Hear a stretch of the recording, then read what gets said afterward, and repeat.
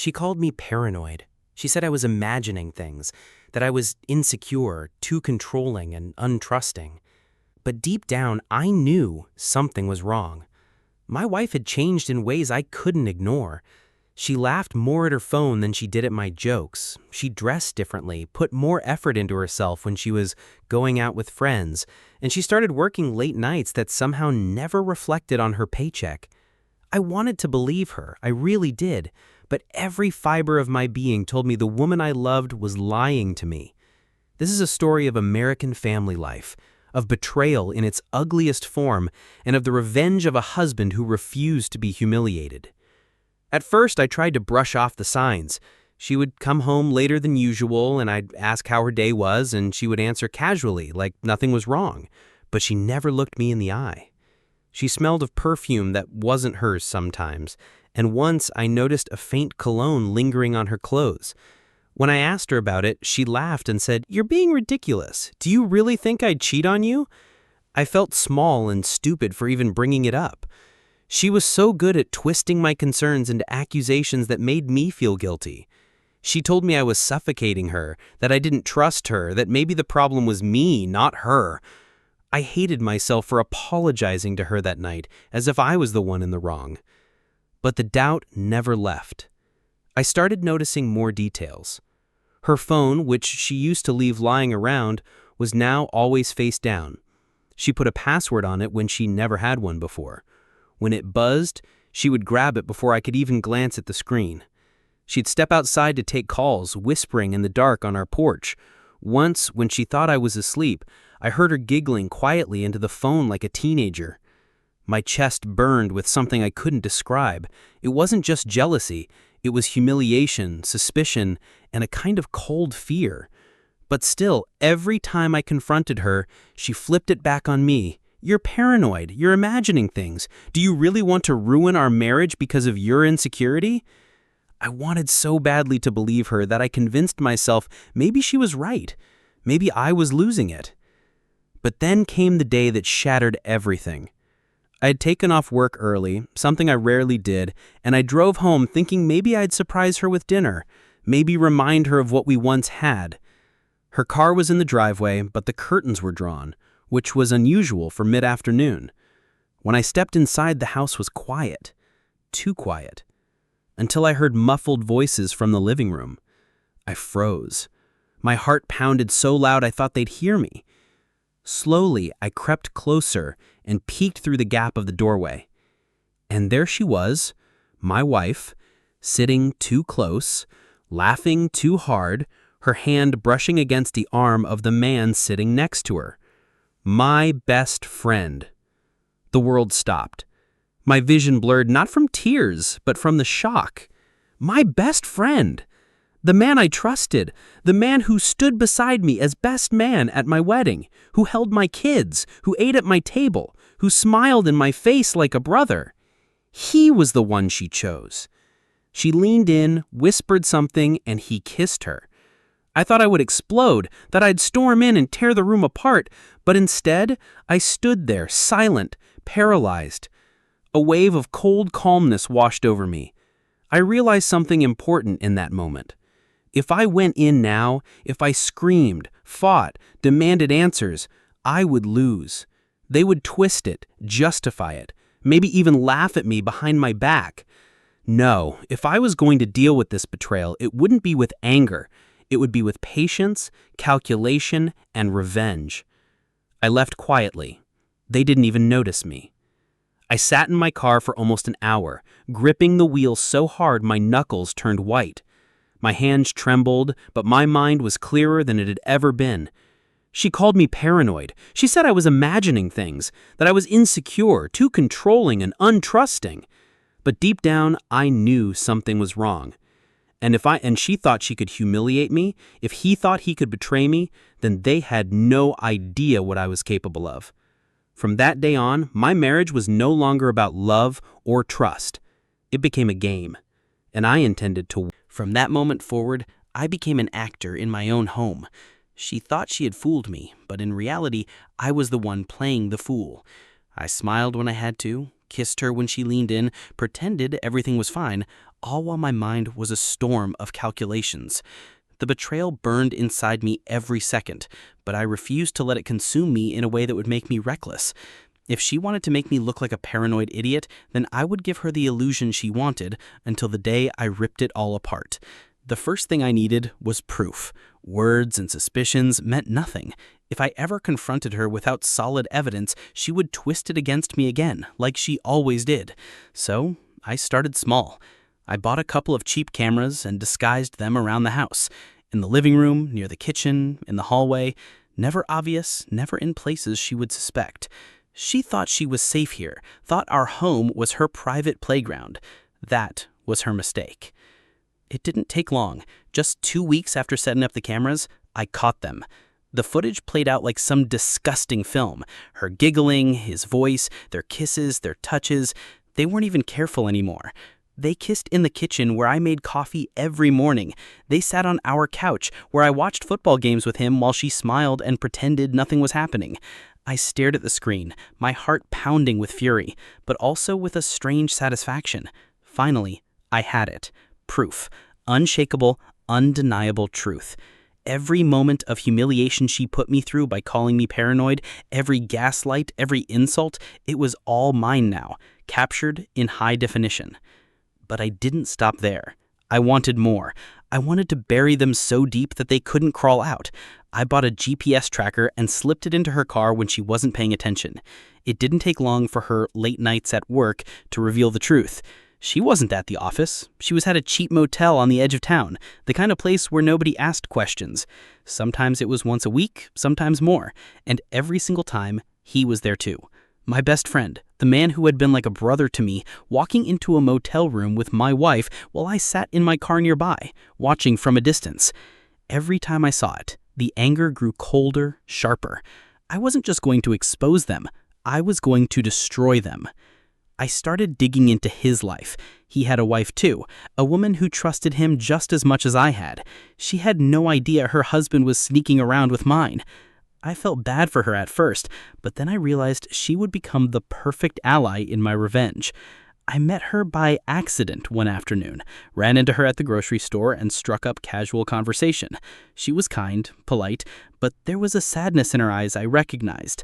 I wondered if she knew something already, if her instincts whispered the same way mine had. I didn't reveal anything that day, but I left knowing she would be part of my plan. Meanwhile, at home, my wife continued her performance. She kissed me goodnight, told me she loved me, smiled like nothing was wrong. Sometimes I wanted to scream in her face to tell her I knew everything, but I held it in. The longer I waited, the deeper she dug her own grave. I started noticing how she used me, how she asked for money, how she leaned on me for stability while sneaking away for excitement with him. She wanted the best of both worlds, the security of her husband and the thrill of her affair. That was about to end. The hardest part was acting normal around him. He still came by sometimes, still slapped me on the back, still called me brother. I let him. I looked him in the eye, smiled, laughed at his jokes, and every second of it was poison in my veins. But I knew it would all pay off. When the time came, his mask would fall just as hard as hers. And when they realized I'd been watching the whole time, collecting every piece of their dirty little secret, it wouldn't just be a confrontation, it would be an execution. I remember one night, lying in bed next to her while she scrolled through her phone, pretending to be texting a friend. I closed my eyes, but inside I was awake, wide awake, with the cameras recording, the GPS tracker pinging, and the evidence piling up on my computer. She thought she was clever. She thought she was untouchable. By the time I had weeks of footage, GPS logs, and countless screenshots, I stopped feeling like a victim and started feeling like a man with a weapon. It was no longer just about her betrayal. It was about control. For so long, she had the upper hand, making me question myself, twisting my fears into shame. Now I held the truth in my hands, and it was heavy, sharp, and dangerous. I spent hours late at night on my laptop, organizing the videos and pictures into folders, labeling dates, places, even times. It looked like a case file, something a lawyer might build for trial. Except this trial would happen in front of everyone who thought they knew us. I wasn't going to scream at her in private. No, that would be too merciful. I was going to burn her mask in front of family, friends, neighbors, anyone who believed her sweet lies. But first, I needed to be patient. I couldn't just dump it all at once. The timing mattered. I started laying small traps, tiny psychological cuts to test her reactions. I casually mentioned that a friend of mine had been cheated on by his wife, and I watched her flinch. I asked her one night, "You'd never do that to me, right?" She smiled too quickly, too wide, and said, "Of course not, don't be silly." I wanted to laugh in her face, but I stayed calm, nodding like a fool. Every time she lied to me, she buried herself deeper. Meanwhile, I made contact with his wife. I couldn't hold it in anymore, and one evening I called her. My hands were shaking as I dialed the number, but when she picked up, I could hear the exhaustion in her voice. I didn't want to be cruel, but I also knew she deserved the truth. "I think we need to talk," I said. There was silence at first, then a wary, "Who is this?" I told her my name, reminded her who I was, and said it was about her husband and my wife. I'll never forget the way her voice cracked when she whispered, "Oh my God, I knew it." She broke down crying, and I just sat there, listening, my anger mixing with pity. She had been suffering in silence just like me, gaslit and lied to by the man she trusted. We made a decision that night. We weren't going to let them get away with it. Over the next week, we exchanged information. She started sending me details about his lies, how often he was gone, the excuses he used. They lined up perfectly with my own evidence. It was almost laughable how predictable they were. Two people so smug in their secrecy, yet so careless at the same time. Every late night, every work emergency, every giggle over the phone, it all matched. The more we pieced it together, the stronger my resolve became. This wasn't just going to be a confrontation. This was going to be a demolition. At home, I played my role to perfection. I kissed her goodbye in the morning, told her to drive safe, watched her smile at me like I was a fool. Sometimes she even had the audacity to come home from being with him and crawl into bed with me, laying her head on my chest as if I was her safe place. Those moments were the hardest. I'd stare at the ceiling, imagining her hands on him just hours before, and my stomach would turn. But then I'd remind myself, soon she would feel everything she made me feel, but worse, because she wouldn't see it coming. I started planning the reveal. It had to be devastating, undeniable, and public. I thought about doing it at a family gathering, maybe a holiday dinner, when everyone would be there. I thought about printing the photos, leaving them scattered in places she couldn't hide. But the idea that stuck with me the most was a party. A birthday party for me was coming up, and she was already planning something small with close friends and family. Perfect. Let her build the stage for her own destruction. Let her invite the very people she wanted to fool, and then I'd show them all the truth. To prepare, I made multiple backups of the evidence. USB drives, cloud storage, even printed still shots from the videos. I wasn't going to let them wriggle out of this. No excuses, no lies, no way to paint me as paranoid. This time the spotlight would be on them. I even practiced in my head what I'd say. Not angry screaming, but calm, deliberate words that would cut deeper than rage ever could. She had stolen my dignity for long enough. I was going to take it back, and I was going to take hers with it. The night of my birthday arrived, and I felt like a man about to step into battle. She had worked hard to make everything look perfect. Balloons tied to chairs, a cake with my name on it, drinks set out for the guests. She played the role of the loving wife so well that anyone who didn't know the truth would envy me. Family came, a few close friends, and of course, he showed up too. My so-called best friend walked into my home with a smile on his face, handed me a bottle of whiskey, clapped me on the back like nothing was wrong. I smiled back at him, calm, collected, while inside every nerve in my body screamed. Tonight was the night. Tonight the masks would fall. The house was full of chatter, laughter, music playing softly in the background. She flitted around the room, laughing too loud, holding his gaze longer than she should have. Subtle enough that no one else noticed, but I did.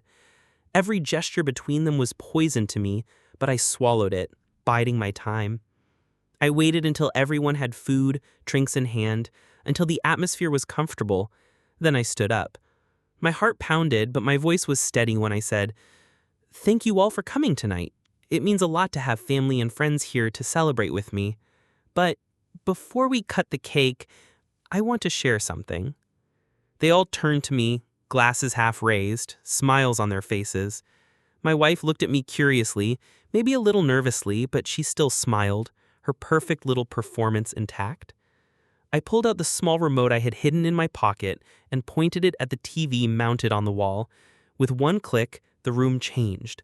The screen lit up and the first video began to play. At first, there was confusion, my wife's voice giggling, my best friend's hand brushing against hers on our couch. The camera angle from the hidden corner caught everything. Gasps rippled through the room. Someone muttered, "Oh my God."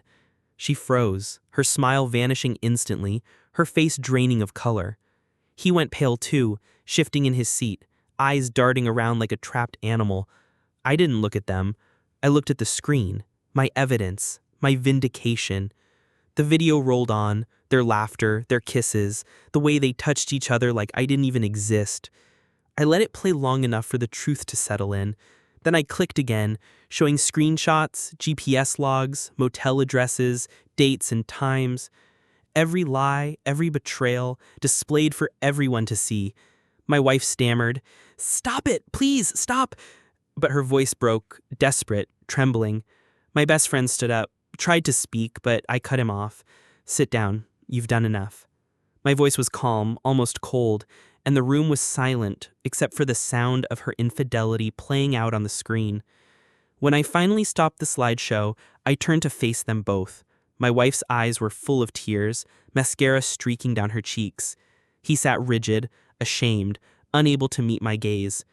"For months," I said slowly, my voice steady, "you both made me feel like I was crazy.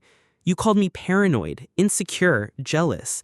You made me question my own mind while you laughed behind my back. You betrayed me, in my own home, in front of my children, in front of everyone who trusted you. And tonight, I wanted everyone else to see what I've seen. I'm not crazy. I was never crazy." The silence was suffocating. No one knew what to say. My wife broke first, sobbing, reaching for me, her hands shaping. "Please, I can explain." I stepped back, my face like stone. "Don't. You've explained enough with your actions." My best friend tried to mumble something about mistakes, about weakness, but I cut him with a glare that shut him up instantly. I turned to the crowd, my family, my friends, her parents, his wife who stood there with tears of her own, but also a strange strength in her eyes. This is who they really are. This is what they've done. My wife collapsed into a chair, sobbing uncontrollably, while he sat stiff, ashamed in a way I had dreamed of. The party was over, the illusion destroyed. No more gaslighting, no more lies. Everyone saw them now for what they truly were. I didn't yell, I didn't throw anything, I didn't strike him like I wanted to. I didn't need to. I had already won. I walked over to the cake, picked up the knife, and cut myself a slice as if nothing had happened. My hands were steady, my heart calm. Around me, the room was heavy with shock and betrayal, but inside me, for the first time in months, there was peace. After that night, nothing was the same, and that was exactly what I wanted. She tried to follow me when everyone finally left, her voice hoarse from crying, begging me to listen, to give her a chance to explain, but I didn't stop. I walked past her, out the door, and left her standing there, broken, in the ruins of the life she thought she had under control. For weeks, she tried to reach me. Texts, calls, long messages about mistakes and forgiveness, but I never answered. I didn't need her words anymore. I had already seen her truth in high definition, and no apology could erase the image of her with him, in my home, in our bed, in my life. Her family turned on her after that night, embarrassed, angry that she could destroy her marriage and humiliate them in front of everyone. His wife filed for divorce within days, and she used the evidence I gave her to make sure he walked away with nothing. I respected her strength. She didn't cry to him, didn't beg. She simply cut him out like a tumor. I admired that. As for my wife, the walls closed in on her quickly. Friends stopped calling, neighbors looked at her with judgment in their eyes. Her parents barely spoke to her. The perfect life she tried to portray crumbled. She moved into a small apartment, alone, while I stayed in the house with our kids, who I protected as best I could from the storm. I never spoke badly about their mother in front of them, but they weren't blind. They saw the tears, the tension, the absence, and eventually they understood. Children always know the truth, even when you try to hide it. The divorce came swiftly. My lawyer had everything he needed thanks to the folders of evidence I had collected. She didn't even fight for much, too ashamed, too exposed. I kept the house, the savings, the respect of my community. She kept her shame. That was enough. There were moments when I felt the weight of it all pressing on me. Moments when I wondered if maybe I had gone too far by exposing her so publicly. But then I remembered the nights I lay awake while she whispered to him on the phone just a few feet away, the times she laughed at me for daring to question her, the way she made me feel like I was losing my mind. She deserved worse than what I gave her. My so-called best friend tried once to talk to me, months later, when he spotted me at a gas station. He approached with his head down, looking older, worn out. "I'm sorry, man," he muttered, but I just stared at him, expressionless. I didn't give him the satisfaction of a response. He wasn't worth my words. He lost everything. His wife, his kids, his job after rumors spread about what kind of man he really was. He was a ghost of himself, and that was punishment enough. Life slowly returned to me piece by piece. I started to feel like myself again. Not the broken, humiliated husband, but a man who had taken control of his own fate. Friends who had once pitied me now looked at me with respect, even admiration. They saw what I had done, how I had exposed the lies, and they knew I wasn't a man to be underestimated. It wasn't about pride. It was about dignity. I had been robbed of mine, and I had taken it back. There are nights when I lay awake in the quiet house, the kids asleep down the hall, and I think about everything that happened. The betrayal, the lies, the months of doubt, and instead of pain, I feel clarity. She thought she had turned me into a paranoid fool, but in the end, she created something she couldn't handle, a husband who refused to be broken. My revenge wasn't violence. It wasn't shouting. It wasn't chaos. My revenge was truth. Cold, undeniable truth. And in the end, that truth destroyed her more completely than any anger ever could.